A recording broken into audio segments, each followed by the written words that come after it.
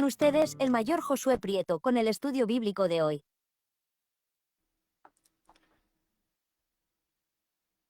Buenas noches. Buenas noches. Muchos me han dicho que mi voz suena extraña. Ah, He tratado de ver por qué el, el sistema me cambia un poco la voz. No tendría forma de cambiarlo si añadiera algún equipo, pero eso sería un poquito más complicado. Espero que me estén oyendo. Si me están oyendo, por favor, déjenmelo saber. Bueno, ya tenemos 3 personas conectadas. Vamos a comenzar nuestro estudio bíblico. Hemos estado haciendo una serie de estudios relacionados con Jesucristo y el Antiguo Testamento. Oh, Raiko ya está conectado. Bienvenido, Raiko. Bienvenido.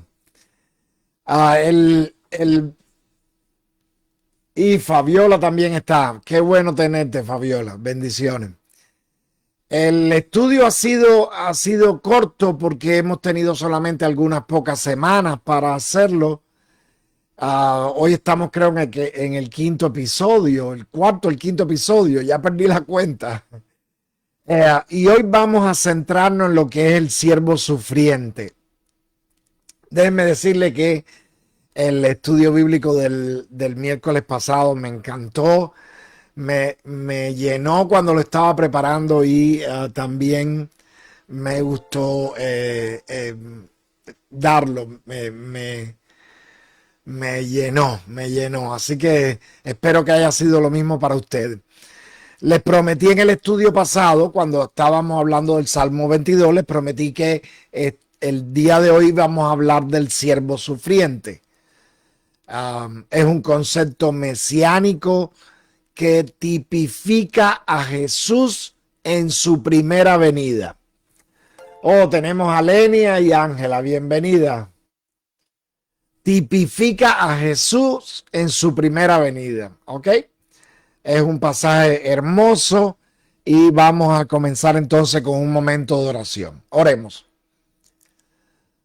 Padre Celestial, Señor y Dios, gracias por este tiempo. Gracias por permitirnos estar juntos aunque estemos separados.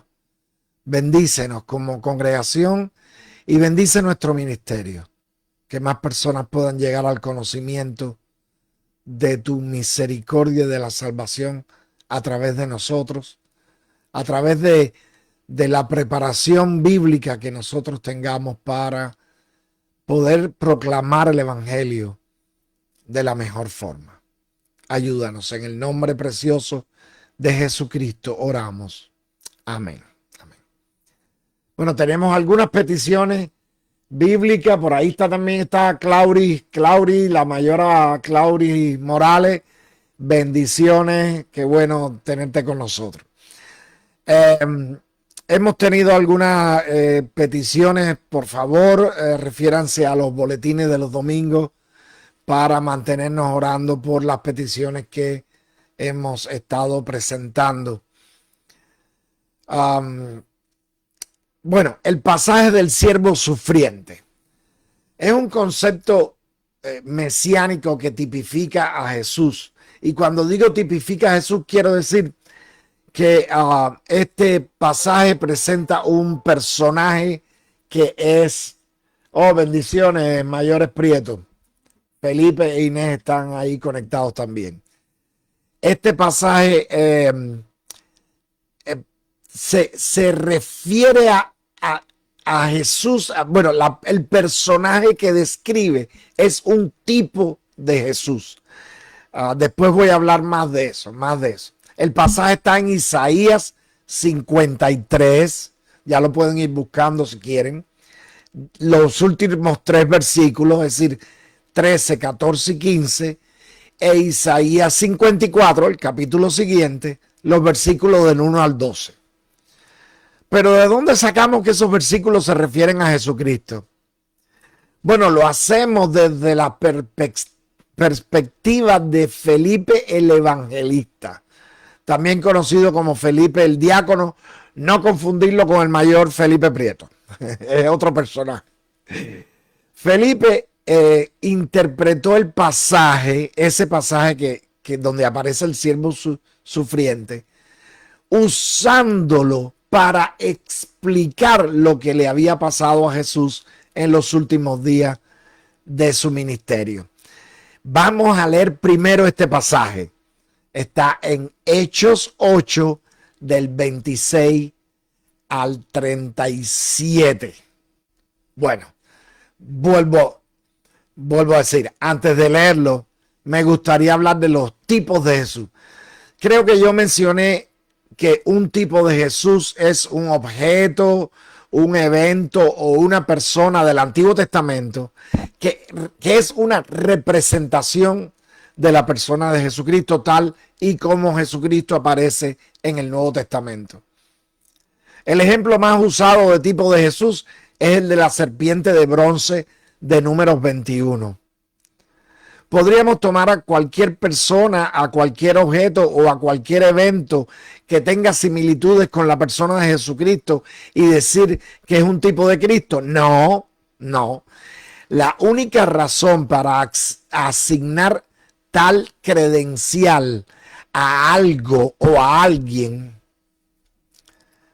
es que la Escritura lo declare directa y claramente. ¿Ok?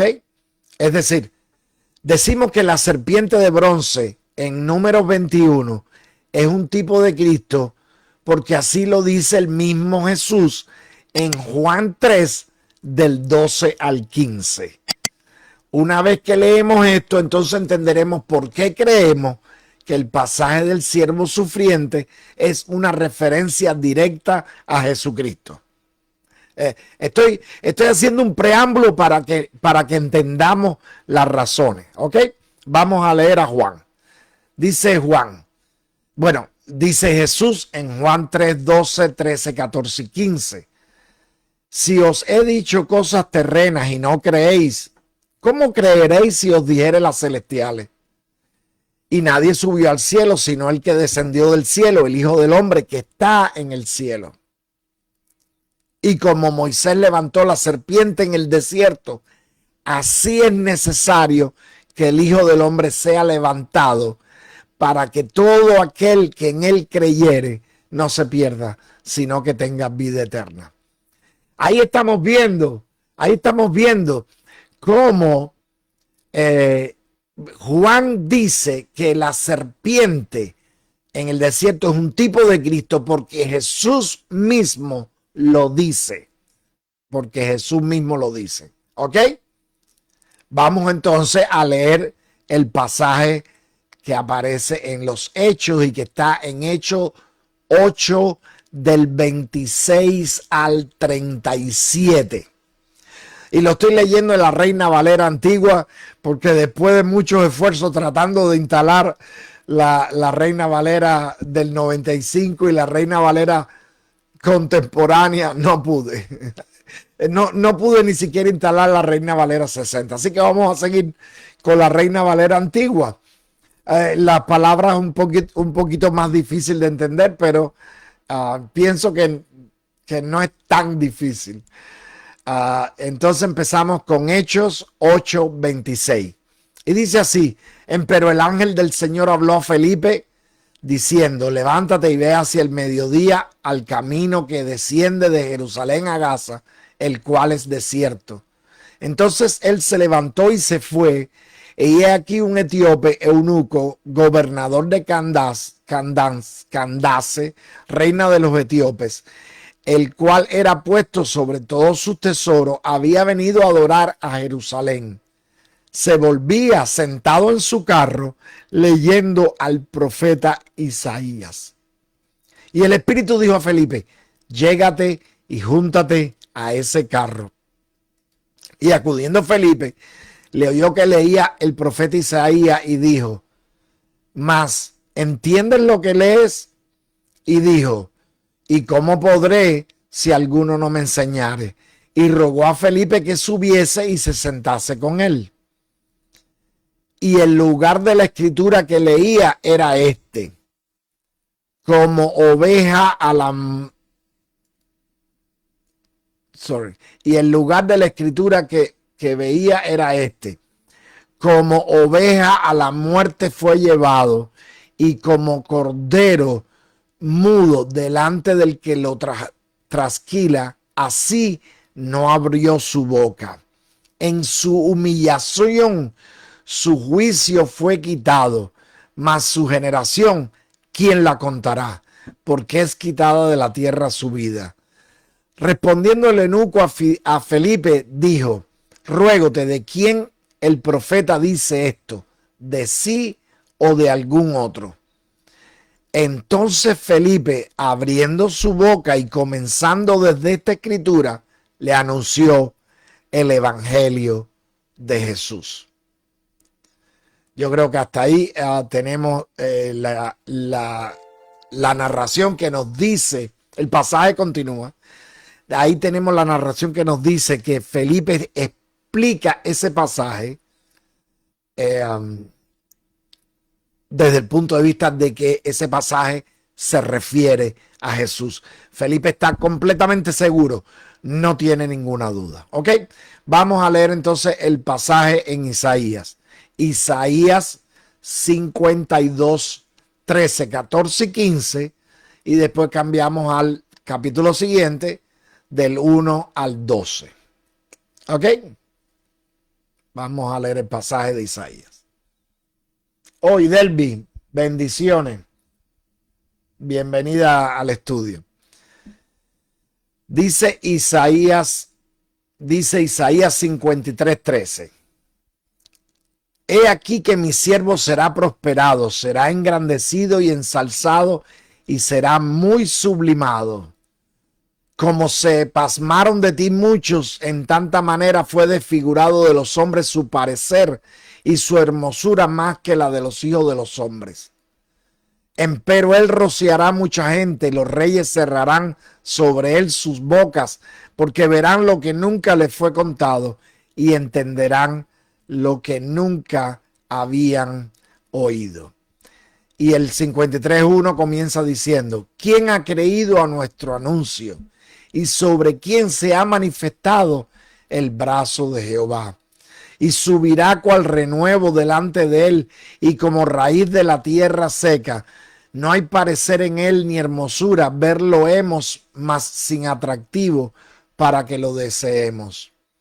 Despreciado y desechado entre los hombres, varón de dolores, experimentado en quebranto, y como que escondimos de él el rostro, fue menospreciado y no lo estimamos.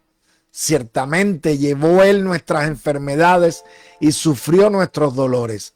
Nosotros le tuvimos por azotado, por herido de Dios y abatido. Mas él herido fue por nuestras rebeliones, molido por nuestros pecados. El castigo de nuestra paz es sobre él, y por su llaga fuimos nosotros curados. Todos nosotros nos descarriamos como ovejas, cada cual se apartó de su camino, mas Jehová cargó en él el pecado de todos nosotros. Angustiado él y afligido, no abrió su boca, como cordero fue llevado al matadero, y como oveja delante de sus trasquiladores, enmudeció y no abrió su boca. Bienvenido, Álvaro, qué bueno que estás con nosotros. De la cárcel y del juicio fue quitado, y su generación, ¿quién la contará? Porque cortado fue de la tierra de los vivientes, por la rebelión de mi pueblo fue herido, y dispúsose con los impíos sus sepulturas, mas con los ricos fue en su muerte, porque nunca hizo él maldad, ni hubo engaño en su boca. Con todo eso Jehová quiso quebrantarlo, sujetándole a padecimiento. Cuando hubiere puesto su vida en expiación por el pecado, verá linaje y vivirá por largos días, y la voluntad de Jehová será en su mano prosperada. del trabajo de su alma verá y será saciado. Con conocimiento justificará a mi siervo justo a muchos, y él llevará las iniquidades de ellos. Por lo tanto, yo le daré parte con los grandes, y con los fuertes repartiré despojos, por cuanto derramó su vida hasta la muerte y fue contado con los perversos, habiendo él llevado el pecado de muchos y orado por los transgresores. Wow, un pasaje maravilloso, un pasaje maravilloso. Vamos a ver algunas de las cosas que hemos leído. Yo pienso que las tres cosas más importantes del siervo sufriente son estas. Primero, énfasis en el castigo injusto. Bien, el siervo sufriente no se merece lo que le está pasando. Es inocente y morirá. El castigo será mucho más cruel de lo que pensamos. En una sociedad en la que se le daba mucha importancia a la descendencia, él morirá sin descendencia. Hasta el mismo momento de su muerte, el consenso general es que él es un criminal y merece el castigo, pero no lo es. Es un castigo injusto porque él es inocente. ¿Ok? Eso es lo primero que vemos. Pero no termina ahí. Vemos muchísimos otros detalles. Dice, vemos el carácter sacrificial.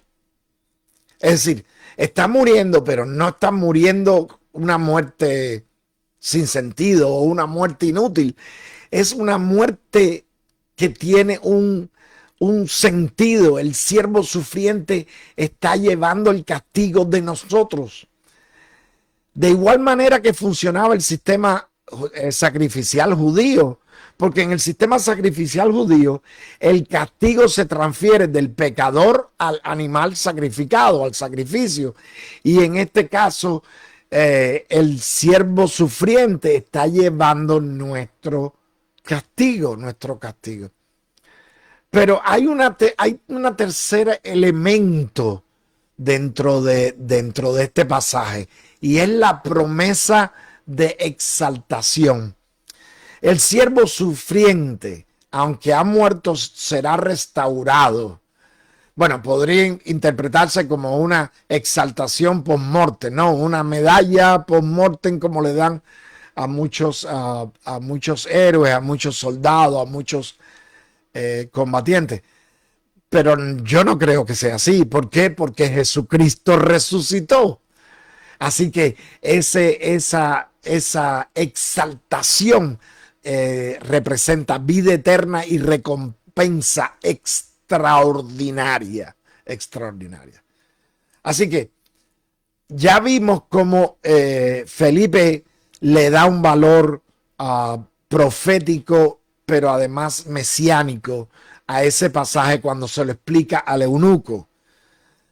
Ahora entendemos que Jesús es el Mesías anunciado en ese pasaje. Primero, no fue condenado por algo que hizo. Jesús fue condenado por quien era. El juicio se basó en su identidad, no en acciones negativas. El juicio fue altamente ilegal e irregular. Es decir, fue un juicio que no debió haber tenido lugar. Pero además, Jesús no merecía muerte de cruz. No había cometido ningún acto que mereciera un castigo completo. Un castigo fatal, el castigo de morir. No se merecía morir como un criminal. ¿Ok? Ahora, segundo, sí, Jesús no fue condenado por lo que hizo, era inocente. Pero segundo, murió en nuestro lugar. No solo sufriendo el castigo que merecíamos, sino, como dice Isaías, llevando nuestro pecado. Es un concepto que no entendemos ¿Cómo Jesús puede llevar un pecado que todavía no habíamos cometido? Ninguno de nosotros existía en esa época, no habíamos nacido, pero es un concepto que lo explica Isaías de esa forma. Él llevó el pecado de nosotros y lo extiende hacia el futuro. En el versículo 11 que leímos, a ver, el versículo 11 dice: del trabajo de su alma verá y será saciado, con su conocimiento justificará mi siervo justo a muchos, y él llevará las iniquidades de ellos. Después que ya ha dicho eso en los primeros versículos, vuelve a decirlo como algo que va a seguir pasando en la historia. No podemos entenderlo, pero recuerden, hermanos, que para Dios no hay tiempo. Dios no tiene la limitación del tiempo. Jesús estaba real, simbólica, pero realmente también llevando nuestro pecado en la cruz. ¿Para qué? Bueno, para tres cosas: para que seamos perdonados, ¿verdad? Para que la relación entre Dios y nosotros sea restaurada. Después del perdón, la relación de Dios esté restaurada, y entonces así para que pudiéramos disfrutar la vida eterna en presencia de Dios. ¿Ya? Así que el primer punto que dijimos, era inocente, era un castigo injusto. Sí, Jesús, Sandra y posiblemente Carlos también esté con nosotros. Bienvenido. Jesús era el que murió en la cruz inocentemente. Lo segundo que dijimos es: el carácter de ese evento es sacrificial. Sí, por el sacrificio de Jesús, por llevar el castigo y el pecado nuestro, nosotros hemos sido perdonados. Y el tercer elemento, la promesa de exaltación. Jesús fue exaltado, y eso lo leemos en Filipenses 2, del 5 al 11. Yo pienso que Filipenses 2, del 5 al 11, todos ustedes se lo saben, pero vamos a leerlo. Dice: haya pues en vosotros este sentir que hubo en Cristo, que hubo también en Cristo Jesús, el cual, siendo en forma de Dios, no tuvo por usurpación ser igual a Dios. Sin embargo, se anonadó a sí mismo, tomando forma de siervo, hecho semejante a los hombres, y hallado en la condición de hombre, como hombre, se humilló a sí mismo, hecho obediente hasta la muerte, y muerte de cruz. Y ahora vamos para la parte de la exaltación. Esa exaltación prometida en Isaías ahora ya ha sido dada a Jesús, y Pablo lo está diciendo aquí: por lo cual Dios también le ensalzó a lo sumo y dióle un nombre que es sobre todo nombre, para que en el nombre de Jesús se doble toda rodilla de los que están en los cielos y de los que en la tierra y de los que debajo de la tierra, y toda lengua confiese que Jesucristo es el Señor, a la gloria de Dios Padre. Maravilloso. Sí, Jesús fue exaltado así como fue prometido en Isaías 52 y 53. Bueno, yo quisiera hablar, antes de terminar, yo quisiera hablar de algo que no quiero que se quede en el tintero. No quiero que se quede como algo en el aire, Muchos se preguntan por qué no todos los judíos a los que se les predicó el evangelio aceptaron a Jesucristo como Mesías, el Mesías que estaban esperando. Bueno, es que el panorama completo del Mesías, tal y como se presenta en el Antiguo Testamento, no solo en Isaías, en todo el Antiguo Testamento, es bastante complicado. Hay descripciones de victorias y conquistas, y también hay descripciones de sufrimiento y muerte. En la imagen que muchos se hicieron del Mesías, ellos ponían en esa imagen las descripciones que encajaban con lo que ellos esperaban. si esperaban un rey victorioso que iba a restaurar en la gloria de Israel, del pueblo de Israel, el concepto del siervo sufriente no encajaba, no encajaba en esas ideas. Eh, Así que hacían lo que muchos cristianos hacen con la Biblia. Escogen los versículos que le convienen. Pero no, las escrituras del Antiguo Testamento, presentando a Jesús, presentan un panorama completo que no solo tiene que ver con las cosas que Jesús hizo en su primera venida, sino también con las cosas que está haciendo ahora y las cosas que va a hacer en su segunda venida y después. ¿Está bien? Eso yo quiero que quede claro. Eso yo quiero que quede claro. Por esa es la razón por la que muchos judíos no se dieron cuenta de eso que aparentemente para Felipe estaba bien claro. ¿Está bien? Ahora, el otro problema es el uso de la palabra siervo en Isaías. Siervo de Dios, ¿no? Siervo de Dios. Hay que tener en cuenta que Isaías está separado en 3 libros. El primero del capítulo 1 al 39, el segundo del 40 al 55 y el tercero del 56 al 66. El primer libro contiene algunas referencias personales al profeta y a las profecías inminentes. El segundo libro se centra más en un futuro post-exílico, es decir, un futuro después del exilio, de que el exilio termine. Y el tercer libro profetiza acerca de la restauración final de la nación de Israel.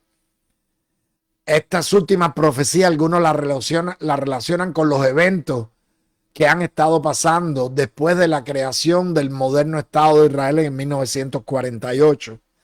Es decir, que si esto fuera verdad, el segundo libro, el 40 al 55, va a incluir no solo la época del regreso del exilio, pero también la época del silencio, los 400 años en los cuales no hubo palabra de Dios, el ministerio de Jesús, el inicio de la vida de la iglesia y todos los eventos que tuvieron lugar hasta la mitad del siglo pasado.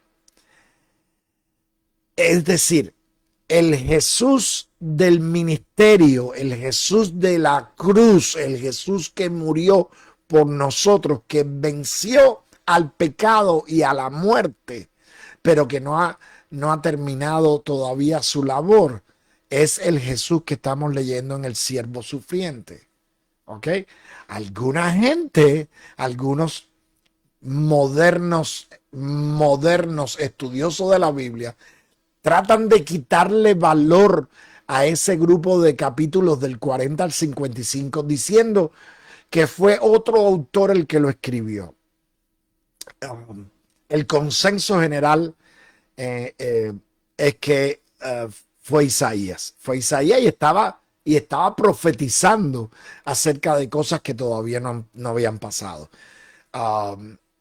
Y creemos en las profecías porque vemos cómo esas profecías que dijo acerca de Jesús se cumplieron maravillosamente. Se cumplieron maravillosamente. Es decir, hay una evidencia del valor espiritual del libro, de todo el libro, ¿ok? Ahora, yo quisiera decir dos cosas y yo quiero que ustedes se queden con esas dos cosas. Y si después les queda la curiosidad, lean el libro de Isaías. Yo sé que es un libro complicado porque es un libro de profecía, pero lean el libro de Isaías y van a ver menciones del Mesías, no solo en el segundo libro, no solo en la segunda mitad del libro o en la segunda parte del libro, sino en todo el libro. Al menos hay 15 referencias a Cristo en todo el libro. ¿Ok? ¿Ok? Y lo otro es que las menciones de siervo de Dios en Isaías no solo son menciones del Mesías, también al pueblo de Israel Isaías le llama siervo de Dios. Y también a sí mismo Isaías se hace llamar siervo de Dios. Es decir, no era un atributo único del Mesías. El problema es que cuando presenta al Mesías, presenta varios aspectos del Mesías, y uno de ellos es ese que hemos estudiado hoy, el siervo sufriente, el que murió por nosotros. Así que yo aclaro estas cosas porque hay muchos que niegan la inspiración divina de las Escrituras y usan esas excusas de cambio de estilo en un libro para quitarle valor a las profecías acerca de Jesucristo. Y lo otro tiene que ver con eso que dije. El siervo sufriente es una descripción única, pero no es la única descripción del Mesías. Y también no es la única descripción de quién es un siervo de Dios. Isaías se ganó el derecho a decir que él era siervo de Dios por una razón específica. Cuando Dios le dijo, ¿quién irá por nosotros? ¿Quién irá por nosotros? Isaías respondió, heme aquí, iré yo. Y ahí, en esa aceptación del llamado de Dios, Isaías se convirtió en un siervo de Dios. Claro, no como el Mesías, pero en un siervo de Dios, con todos los valores de un siervo de Dios. Fíjense cómo hay una relación entre el llamamiento de Isaías e Isaías 53:1. Isaías 53:1. En el llamamiento de Isaías, Dios le dice, vas a anunciarle a este pueblo y su corazón se va a endurecer. Y no te van a creer. Y entonces en Isaías 53:1 dice, ¿quién ha creído a nuestro anuncio? ¿Y sobre quién se ha manifestado el brazo de Jehová? Vemos como hay una relación personal de Isaías, y incluso en esos capítulos donde no se menciona tantos detalles de su vida personal, porque son capítulos que están relacionados más hacia el futuro, Bueno, si nos ponemos a buscar todos los pasajes bíblicos en los que se habla del Mesías, estaríamos aquí años. Es bueno de vez en cuando tomar un pasaje como este que leímos y tratar de sacarle esas cositas importantes para darnos cuenta de cuán importante es nuestra fe, cuán importante es lo que creemos. No tenemos duda de que Jesús es el Hijo de Dios, que fue enviado a salvarnos, que por su sacrificio y muerte nos ha lavado de pecados, nos ha limpiado de pecados y nos ha reconciliado con Dios. Y ahora tenemos vida eterna en su nombre. No podemos olvidar eso. Debíamos recordárnoslo a nosotros mismos de vez en cuando. Vamos a terminar con una oración. Oremos. Gracias, Señor, por el siervo sufriente, por tu Hijo enviado por ti para nuestra salvación. Te agradecemos, Señor. No merecemos el perdón. Nosotros merecíamos el castigo que Él llevó. Pero tú has cargado sobre Él todas nuestras iniquidades, todas nuestras enfermedades, todas nuestras culpas, todos nuestros errores, todo nuestro pecado. Y nos has dado salvación de esa forma maravillosa, porque nos has amado. Te agradecemos, Señor, por ese don maravilloso de la salvación. Leyendo estos versículos, no solo entendemos la profundidad del sacrificio de Jesús, sino entendemos la maravillosa relación que hay entre los libros de las Escrituras, cómo tú fuiste revelando lo que necesitábamos saber y cómo fuiste preparando todo para que todo pasara de la forma perfecta que tú lo planeaste. Te agradecemos, Señor, por tu plan de salvación. Te agradecemos porque gracias a eso podemos tener vida eterna y estar en tu presencia por la eternidad. En el nombre precioso de Jesús te pedimos todo. Amén. Amén. Bueno, muchas gracias por su tiempo. Muchas gracias por estar conectados. Nos estamos despidiendo. Nos vemos el viernes o el domingo. Nos estamos viendo. Que Dios les bendiga.